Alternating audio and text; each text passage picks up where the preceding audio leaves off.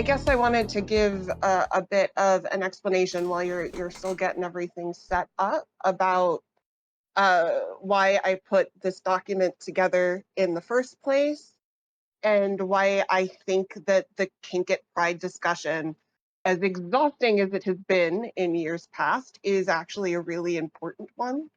I think that what a lot of people don't realize is the does kink belong at Pride discourse is like 50 years old, 40, 50 years old at this point. I mean, so the fact that it's happening now online and in a different setting is just kind of history repeating itself. So I don't want to get too in depth into things until we get some more folks in here. Um, but I a lot of the folks who talk about kink not belonging at Pride, especially in the last couple of years, and especially a couple of years ago when it seems that like a whole bunch of live streamers cottoned on to the kink at Pride discourse trademark, um, were, a lot of the arguments against it were all kind of boiled down to respectability politics. And the idea being is that when LGBTQ rights, especially now, are under attack, especially for trans folks, although we've gotten a lot of good overturning of some really awful healthcare bans, um, the idea is that if we let like the freaks and the perverts in, or we give them visibility, that we are, we might freak out the normies, and as a result, the normies will not want to give us rights or something to that effect. And probably oversimplifying things quite a bit. Um, but the reason why I want to talk about Kink at Pride and the reason why I put this resource together in the first place is because the ways in which the BDSM community, particularly the LGBT leather community, sort of figures into Pride history is an example of why that type of tone policing and that kind of respectability politics causes more harm than good. And as counterintuitive as this may seem, excluding people who are kind of considered fringe even by other LGBTQ folks, um, it's not going to work anyway because we're talking about people who think that drag people dressed up in drag and reading stories to children is somehow degenerate. Like the people who we're trying to convince do not actually care about how weird or how bombastic or how non-normative somebody looks because everything is sort of seen as like blanket degeneracy. Does that make sense? I think you might be muted again. Yeah, that makes sense. Sorry about that. Oh no, that's totally fine. Um, and the one of the things that I also want to talk about as soon as we get everything up and running is the um, ways in which the BDSM communities and the leather communities were kind of integral to AIDS and HIV activism, and how leather culture is really, sorry, integral to the LGBT community and LGBTQ culture at large. And when we exclude these communities from Pride, we're erasing really core aspects of our history. So yeah, I'm wondering actually if it might not be possible to show a video from one of the unsung heroes that was in the Kink at Pride resource doc while we're getting things set up. Sure, we can do that. Um, Uh, Hold on, let me send you that link in Discord. Because I think that this talk, this is from 2015. And it's from a playlist that's called Unsung Heroes of the HIV Epidemic.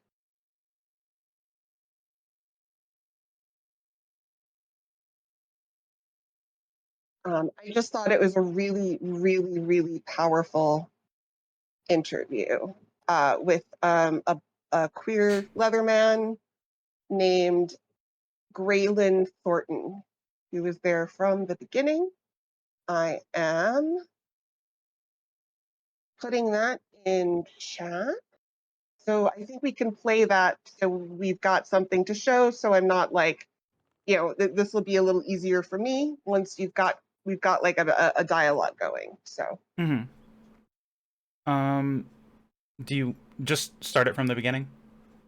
yeah, you can start it from the beginning. Okay. And I can mute myself.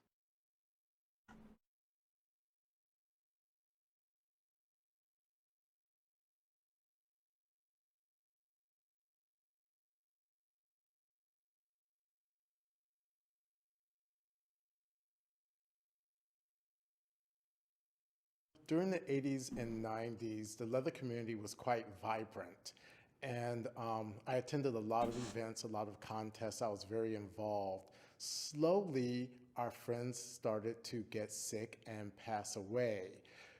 The great thing that happened as a result of that is we came together as a people, as a community, and started doing lots of fundraising. We all became very involved because we had to take care of our friends. Our friends were dying. Our friends needed our help. So we did everything that we could to raise money for them. We took care of them, we visited them, we took them food. We basically decided that it was time that we had to take care of our own people, and that's what we did. The rest of the world, especially gay people, treated the leather community as the whole AIDS epidemic was our fault. I believe they blamed us because the early reports on AIDS basically said that it was spread through promiscuous sex, through use of poppers, through the use of extreme sex, and that's what the leather community was known for. So all the focus was put on us instead of being placed on prevention and education. The mainstream gay community didn't really take responsibility for their own actions at that time. They continued doing the things that they had been doing, partying, just basically living life. The leather community, on the other hand, had to take responsibility because we were being blamed for it. So we decided that we needed to raise our own funds and take care of ourselves then. The rest of the gay community didn't do so. In fact, they pretty much kicked us out of everything that had to do with gay. We weren't really part of the gay parade. We weren't part of the celebrations that we should have been part of. During that time, when the rest of the community was blaming us, I was very young. I was in my early 20s and on to my early 30s. I looked to the people who were older than me, who had been around longer, to lead the way, and they did. We had men like Alan Selby, Daddy Philip Turner, all these people that we looked up to basically took care of us. So we had to rely on ourselves and look to our elders to lead us through this. And as a result, we lost our elders at a very young age. So we had to step up. The young men, the 20-year-olds and 30-year-olds had to step up and take responsibility for the people who were younger than we were. And we were basically children trying to lead a community, and that's what we did. The leather community during that time of HIV and AIDS started having fundraisers, and they were grassroots fundraisers. There were penny jars set on the bar tops of all the bars. And it was just known that when you went into a bar and you got a drink, you dumped your change into the penny jars. And that grew. We started the AIDS Emergency Fund, which is now this big organization. But in the beginning, it was grassroots. Our friends were involved in that, and everything that we did went to that organization. It became our pet charities. The rest of the gay community weren't doing these things. They weren't having fundraisers. Without the leather community, the charities that are known today would not exist. Leather men started the AIDS Emergency Fund, and that's something that people don't realize. They've forgotten that we were there. We paired with the drag queens, who were the exact opposite of what we thought Leathermen were. The drag queens became the entertainment, the MCs at our events. We put the events together, so we bonded with the drag queens, who also were fringe to the rest of the gay community. So all of these fringe groups came together while the rest of the community basically alienated us. When you look historically, the fringe groups, the leather community, the drag queens, the transgender community, these are the communities that struggle throughout time. We're seen as different by the rest of the gay community. So when it comes time to fight, we fight because we're used to fighting. We can't go back into the closet like other gay community members can. We stand out. We're tattooed, we're pierced, we're fringed, we're in dresses, we're in makeup. We stand out wherever we go. So we can't go back into the closet and pretend to be something that we're not. They can, and they did. In the early fight against AIDS, the leather community underestimated the effect that AIDS would have on our community. We thought that the pharmaceutical community, the medical community, and the government would step up and take care of us. We thought that they would find a cure. And so we were waiting for that cure. We were doing everything we could to take care of ourselves in the meantime, not knowing that this was going to go on for 20, 30 years. We thought the cure was around the corner, and that was a big mistake. I wish we had jumped in sooner and done more. I wish we had pressured our government officials. I wish we had pressured the medical community, but we didn't. We thought they would step up and take care of us, and they didn't. So we took care of ourselves. HIV and AIDS taught me that we are survivors. The leather community survives no matter what. We have survived throughout time. We will always take care of our own. We're a family. We fight like a family. We disown each other and we invite each other back into our homes. But we always take care of each other. We always step up, and that's something that's unique to our community, because we always know that we have each other, no matter what. The message that I would love to give to the younger people, or the people who don't remember what it was like in the 80s and 90s as we watched our friends die, is that we watched our friends die. We lost an entire generation of people. We suffered, we fought so that this generation could live. This generation has forgotten that, or they've never known that. They don't understand how easy they have it. We're constantly trying to remind them that life wasn't always this way. History repeats itself. If we don't remember history, this will happen again and again and again. You can't know who you are if you don't know where you came from, and that's what people need to remember. They wouldn't be here today if it weren't for the people who fought for them yesterday. My first hope for the leather community is that HIV and AIDS is cured, that it goes away. That's a given. My second hope is that we remember the people who are no longer here, that we remember our heroes. One of the things that I love to see happen is for the leather community to have our own historical society. I would love for there to be a wall someplace where we could put the pictures and the stories of the people who are no longer here. That's what I want for the leather community, for us to have our own place in history. We deserve a place. We fought for that place, and we continue to fight for that place. We deserve it.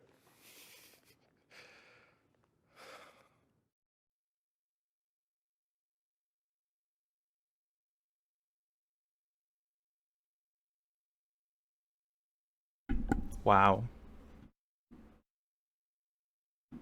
Powerful, yeah? Yeah, absolutely.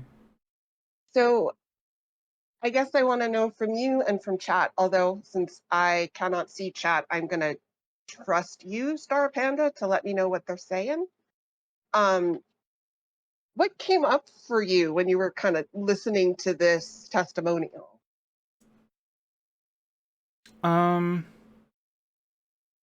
For me, I would say it felt like there was a lot of pain going Yeah, into this community. Like, I don't know, it's a lot, you know? yeah,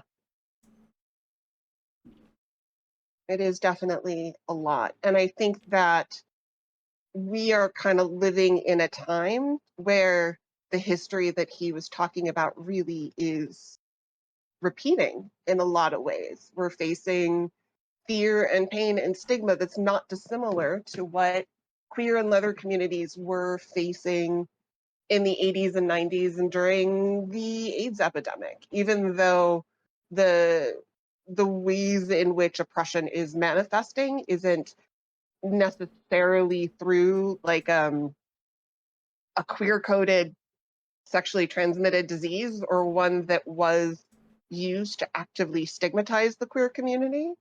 But a lot of the fights that we're dealing with are the same ones that he was seeing back in the day.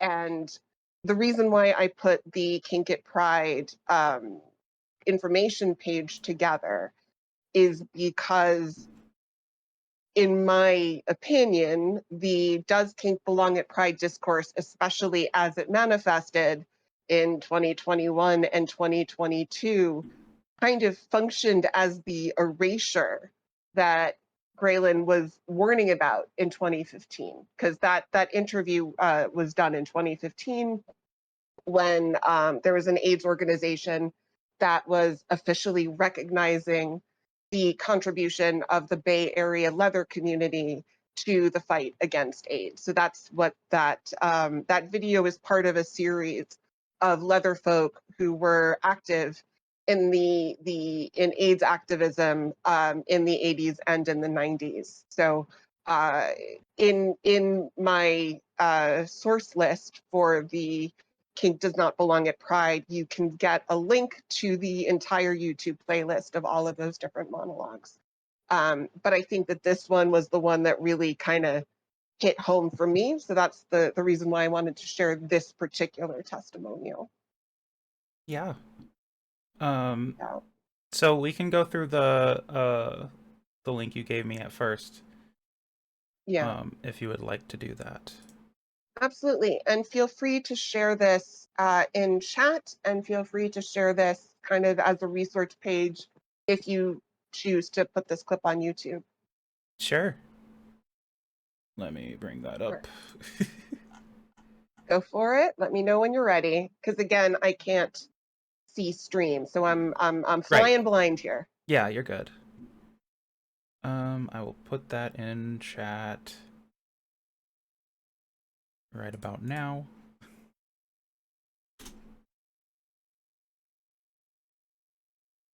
And you can start whenever. All right. So can I talk about myth number one?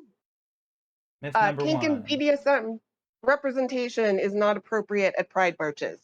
So I think I covered this one pretty well. I guess I'm wondering from you and any of the folks who are awake enough to be in chat, um, what were some of the tropes that y'all saw when this discourse was freaking discoursing on Twitter and on social media? I think basically the tropes of like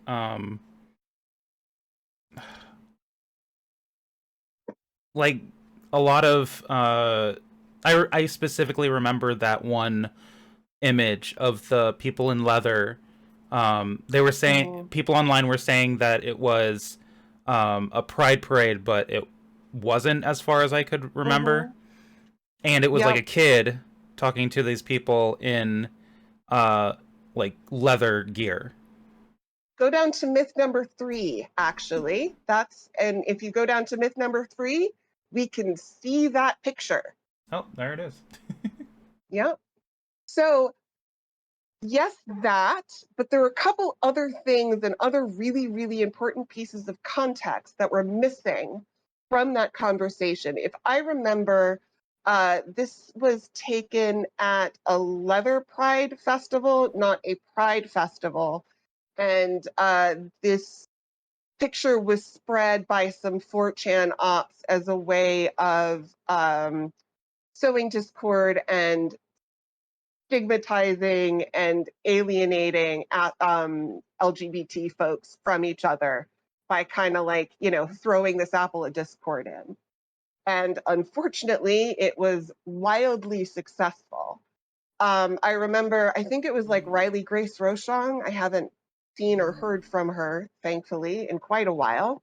But I remember she and a bunch of other folks were on a number of panels a couple of years ago. And what they basically said is because BDSM is inherently sexual, and the only reason why you would wear this gear would be for some sort of sexual gratification, that, no matter what was happening, no matter what the context, this was clear child exploitation. And this is actually not true. The other thing that I remember is somebody saying, somebody please give me a definition of BDSM that doesn't involve sex. And I bet you that you cannot find one. And again, that is actually not true. I think this is in the regular BDSM myths source, but there has actually been a lot of scholarship in the last 10 to 15 years on BDSM and BDSM as a sexual orientation.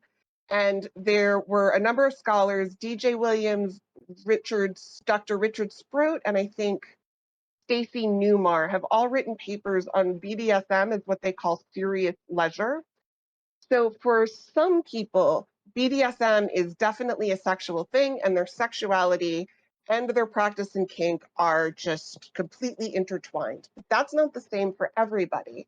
There are a lot of folks who get very, very different things out of BDSM and the BDSM community, and the choice to wear leather or to wear a pup hood. It's as much a signifier of belonging to a community as much as it is of anything else. And for the folks who look at BDSM as serious leisure, they treat it as you would like a really, really, really intense hobby. Like the way a lot of sci-fi nerds talk about their favorite fandom, or people who enter dance or martial arts competitions, that it's more the community and the skills building and also an excuse for play.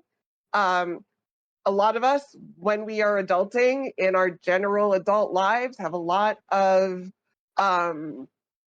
stresses and taxes and all sorts of things that you have to do as like a mature human. And we kind of lose the capacity for play. And things like puppy play, which is what is being pictured in that photo that was then used to scare everybody. For a lot of people, it's sort of a mindfulness thing. It's a way of giving that people, it's a way that people can give themselves permission to be silly and playful, because you don't have to worry about like, did I turn the stove off when you're like happily chasing a ball? Or, if you're into age play, like sitting down to color. Sometimes it's just a way of people giving themselves permission to sort of be themselves. And if you go down to sources, there is even a quote from a paper on somebody who basically did an ethnography and a study of pup play. And one of my favorite quotes from that paper is for some practitioners, puppy play is sexual and its root in a BDSM Leatherman subculture is of critical importance. For other, there is a clear desire to distance themselves and their practices from sex and the wider BDSM subculture.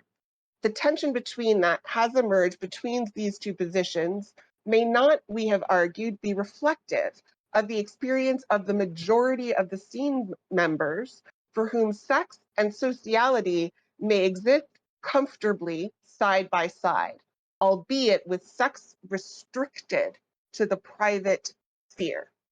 So the fact that these folks are doing puppy play in a public place during a pride event signals to me that their interaction is not a sexual one, but rather just a bunch of adults wearing silly costumes and acting in silly ways.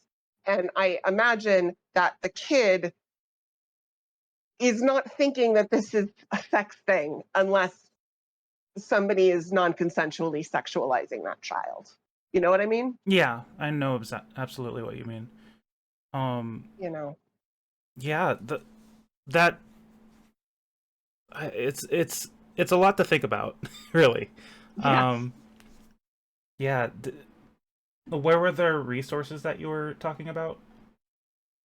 So again, I'm not on screen, but if you go under each myth, you will see like little arrows, and if you click the arrows, you'll get pull quotes, and if you click on the link in if you click the link or the text and not the arrow, it will take you to a page where you can see information about it and also links to the full text of each resource. I just closed it out. That's great. Oh no. Don't do that.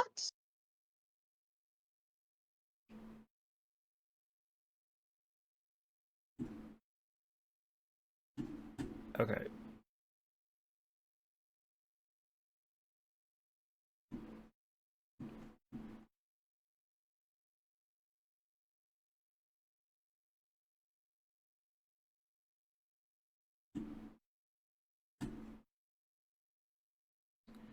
Wow, streaming's hard. It is.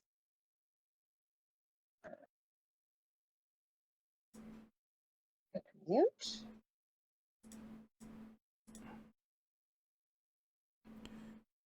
Are there any folks in chat who have any comments? Are people even in chat right now? There are people in chat. I don't know if they're talking. How are you doing, chat? Gayfetch said that the video was very sad, which it was. It is very sad. It was very yes. sad.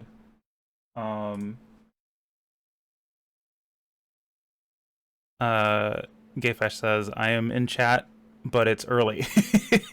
It is very early. They're just listening. There's a whole few of us. It's okay. I love you all anyway. Okay, so I've got the Twitch up and I have it muted. So if you go under sources and you click the little arrows next to each source, yeah, right you'll here. see yeah. I would do it, You'll but I see, like, just tried to do that and it broke everything. So oh no. I'm wondering if I can share my screen and I can show you. We might be able to do that. All right. 1 second. Let me pull up the site. Notion, Kink Pride, BDSM information page. Yes, I sing when I open links. Shut up. You're fine. Don't blame me. Or do. That's also fine. All right. now let me go to share screen. Smoother video, go live. All right, so we've got the Kink at Pride information page. I click on Kink at Pride related myth. I scroll down. So you notice these little arrows next to them. When you click on the arrow, it'll open up like an entire pull quote. And then if you click on the text, hopefully it will take you to a page that has the pull quotes, but also a link to the full text of all of my resources. So going down to myth number 3. So history, culture, and practice, those are all the pull quotes. But if I click here, and then I click the Sci-Hub link for any of you nerds out there, and I say nerds lovingly, you can even see the entire text on Sci-Hub. So you don't have to take my word for what this paper says. You can even look it up yourself. Ta-da! Hey. Hey, so I'm gonna go and stop the screen share. Okay. Does that make sense to folks when I talk about the little pull quotes and the pulling the thing down and the Oh yeah. stuff Yeah, that in the makes thing? sense. All right, nifty. So yeah, and I guess kind of continuing to go down through these myths, I just want to know, I kind of want to hear from you what you want me to focus on in terms of some of these myths or in terms of some of these sources. I guess let's um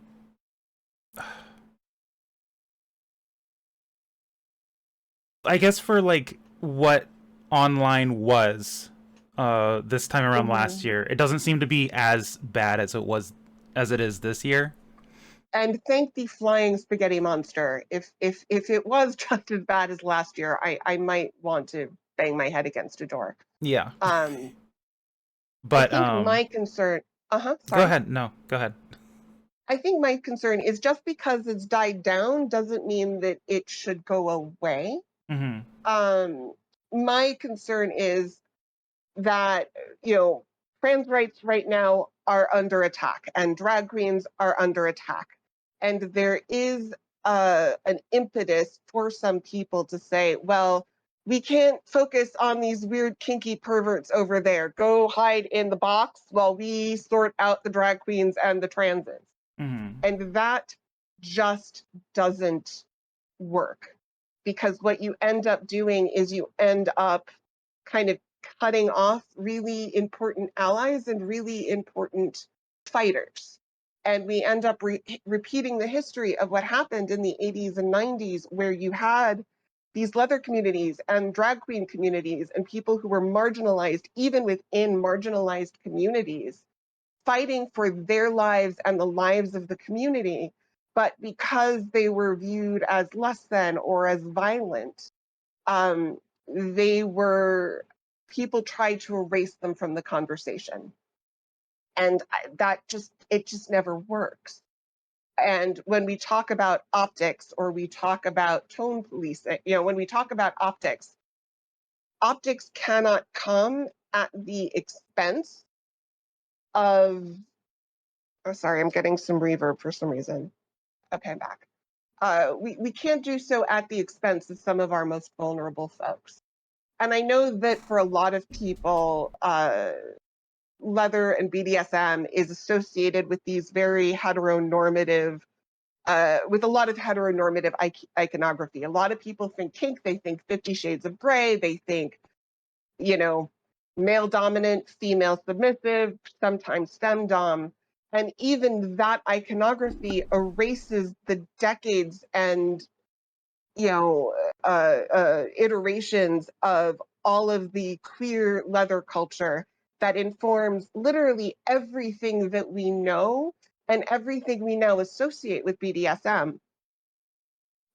For my dissertation, since I'm looking at coercive control in BDSM, for reasons that are too long and too jargony to go into, I also was looking at the history of BDSM, particularly in the United States and Canada, and there's a really excellent book. I think it's like the history of kinky activism from the 1940s to 2021. And they talked about the origins of the consent model, safe, sane, consensual, which was coined in the late 1980s, early 1990s. And the reason why that conversation happened is because a lesbian leather community, I don't remember if it was Samwas or the Lesbian Sex Mafia, it was one of the two, but they made a donation to a women's shelter. And the women's shelter returned the donation because they didn't want to be associated with what they considered perversion. And that's when the kink community had a come to the flying spaghetti monster moment when they were like, all right, guys, as fun as it is what we're doing, we need to find a way to explain to outsiders what it is that we do and why it is that the things that we're doing aren't actually violence. And there was a quorum and like votes and stuff to decide on an acronym that would make the most sense as a communication tool, and a communication tool that's used both internally and externally. So when folks went to Pride organizers and said, hey, I want this leather organization to be a part of Pride, and here are all of the ways in which we are not bad but good, actually. They had some language for communication. It also erases the mother of New York City Pride, Brenda Howard, who was awesome, and she would wear a pin. What was it? It was like, buy Polly Switch. I'm not greedy. I just know what I want. And not only was she the organizer of Pride, but she was also on the board of the Eulenspiegel Society in New York, which is one of the oldest, if not the oldest, but don't quote me on that, BDSM educational organizations in the country. So yeah, Why do you that's think that.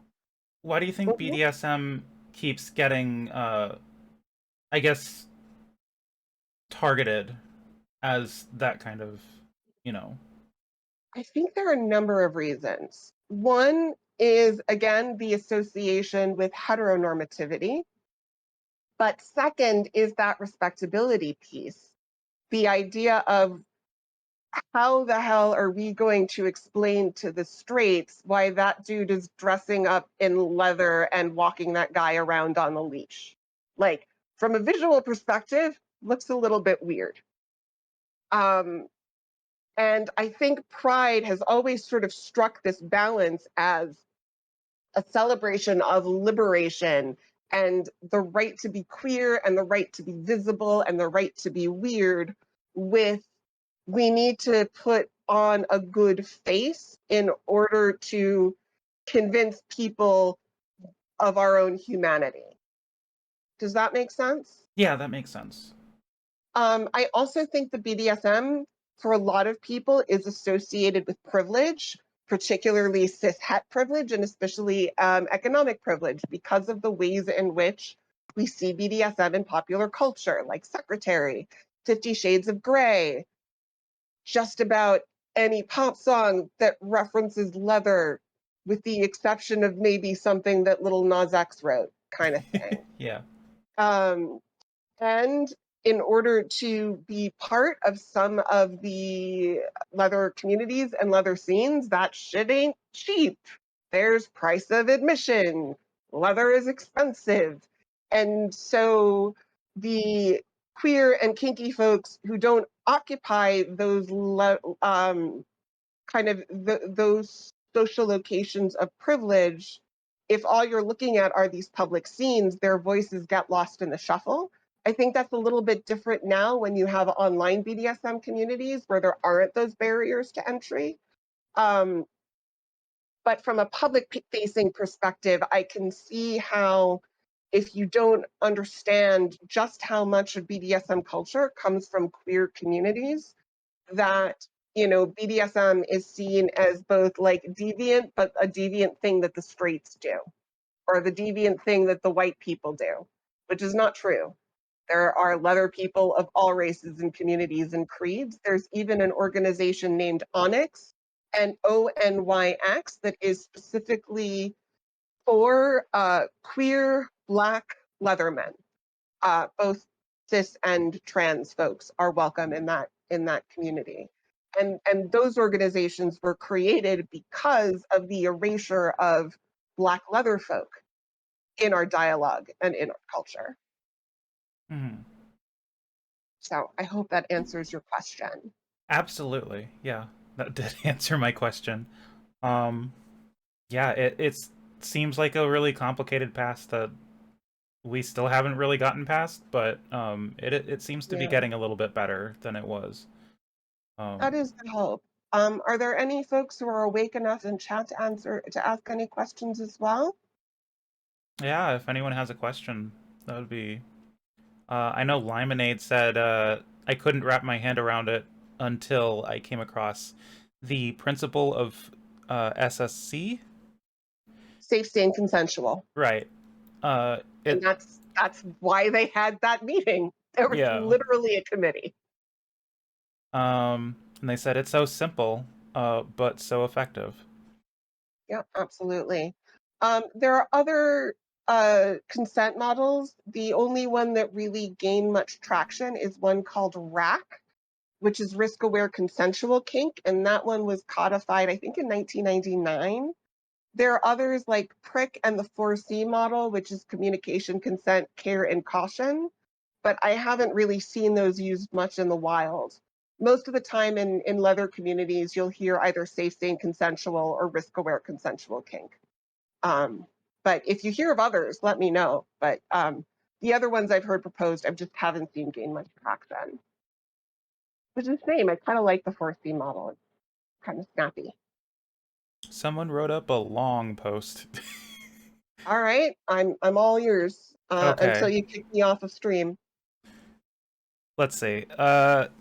The Mad Punter says, what I've been hearing from various creators that I think I agree with is not we should toss kink at Pride under the bus, like it's a Mhm. layer of ablative armor or something. It Mhm. won't work anyways. Appeasement never does. But rather, Nope. arguing amongst ourselves, re kink at Pride is counterproductive because it's not a big deal and we have finite energy, and it's critical that we present a united front against the fascists who hate us and want us to die, stronger together.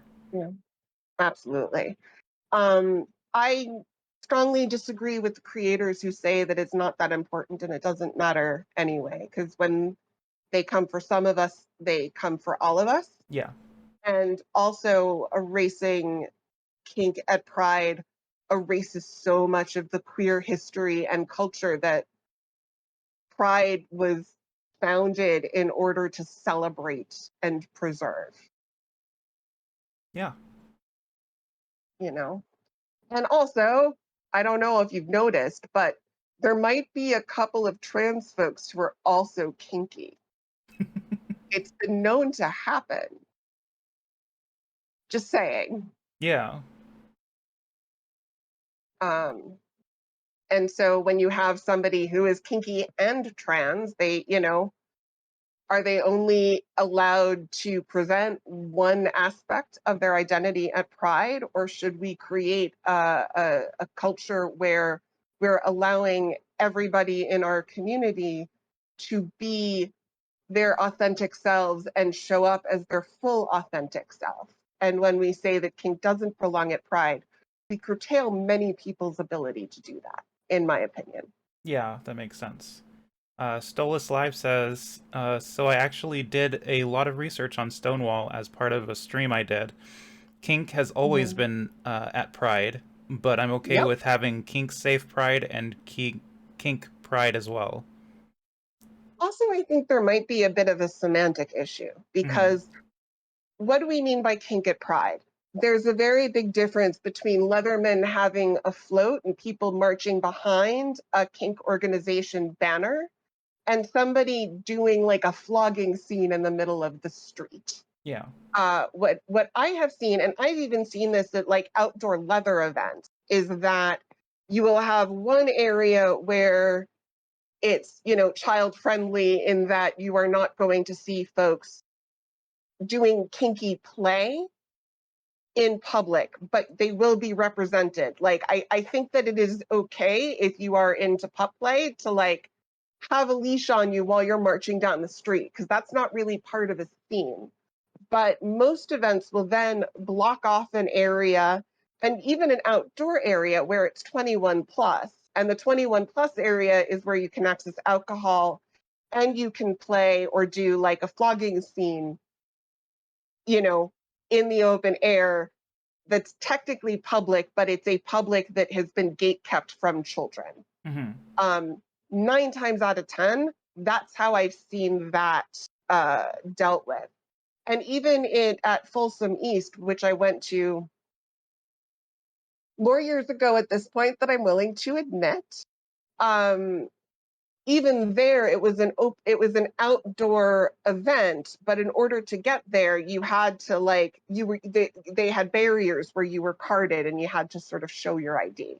So when we say kink at Pride, I think most people think about the type of kink, like the actual activity of BDSM versus wearing your leathers or wearing your collar while marching in solidarity. Yeah. Yeah, I think I agree with that. You know, so I think that there should be leather and kink representation in Pride marches of all stripes. And also, I am okay with actual BDSM play being gated off in an 18 plus or 21 plus, depending on when you're located and what the laws are in your particular jurisdiction, kind of thing. Mm-hmm. Well, So, I really appreciate you coming on. thank Thank you you. so much for sharing this information. It is actually really helpful. You're so welcome. And I hope that as more people show up and as more people come through, please do share the link so folks have this information, because I really want this info to get out. Also, at the top of the Kink at Pride, there is a Ko-fi link if folks want to shoot me a couple of bucks. Like, I just started going back into practice, but my caseload's still building and I'm still quite broke. So I would appreciate it if folks could, you know, if they wanted. And if not, totally fine. Yeah. I support you in what you Thank do. Thank you so much for and the what was he gonna say? oh, I just wanted to say likewise, and thank you for putting this event together. And I hope that a lot of people find community throughout the day. Yeah, absolutely. Yeah, that's what we're working for. All right. So I'm gonna go sign off. Yep. I appreciate All you right. coming on. Sure thing. Take care. Take care.